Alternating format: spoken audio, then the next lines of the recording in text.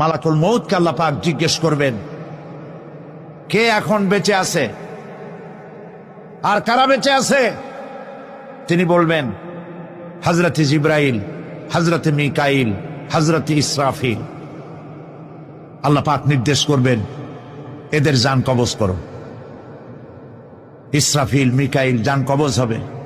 হযরত জিবরাইল আমিন শাদীদুল কুওয়া, প্রচন্ড ক্ষমতা আল্লাহ তাকে দান করেছেন, সুবহানাল্লাহ বলে। দুনিয়ার সব নবীদের কাছে বাণী বহন করে নিয়ে আসছেন পূর্ণ অথেন্টিসিটির সাথে, সুবহানাল্লাহ। আল্লাহ পাক যাকে বলেছেন রূহুল আমিন, নবী করিম সাল্লাল্লাহু আলাইহি ওয়াসাল্লামের মেরাজের রাত্রে যে কথা বলা হয়েছে, ওয়ালাকাদ রাহু বিল উফুকিল মুবিন, পশ্চিম দিক বলয় তিনি যে দেখতে পেয়েছিলেন, তাফসীর বলছে হযরতে জিবরাইলের পূর্ণ আকৃতিতে নবী করিম সাল্লাল্লাহু আলাইহি ওয়াসাল্লাম তাকে দেখতে পেয়েছিলেন। হযরতে জিবরাইল যখন দুনিয়া আসেন, কোন কোন কিতাবে লেখা হয়েছে 600 ডানা আছে, তা 2 ঝাপটায় আকাশ থেকে জমিনে চলে আসেন, সুবহানাল্লাহ। হযরতে জিবরাইলকে আল্লাহ পাক বলবেন তাকে মওত দাও, হযরতে জিবরাইলও বিদায় হয়ে যাবে। আল্লাহ প্রশ্ন করবেন, এখন আর কে বাকি? মান বাকিয়া ইয়া মালাকাল মউত। মালাকুল মউত বলবেন, হে আল্লাহ তাআলা, এখন তোমার সামনে আমি দাঁড়িয়ে আছি, আর কেউ নেই।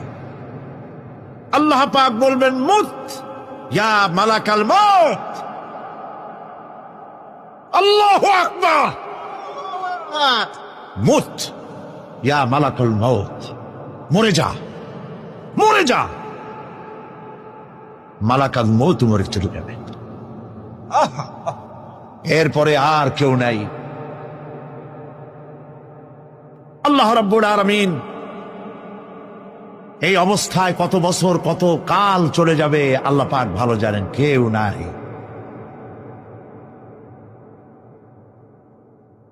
আজকের রাজত্ব কার? আল্লাহ প্রশ্ন করবেন, আজকের রাজত্ব কার? আল্লাহ পাক আওয়াজ দিবেন, বলবেন, আজকের রাজত্ব কার? কোন জবাব নাই, আকাশের নাই, জমিনের নাই, আকাশও তো নাই, কারো কোনো জবাব নাই। আল্লাহ পাক বলবেন, লিল্লাহি ওয়াহিদুল কাহ্হার। আজ একমাত্র রাজত্ব হচ্ছে পরাক্রমশালী আল্লাহ রাব্বুল আলামিনের। আল্লাহ পাক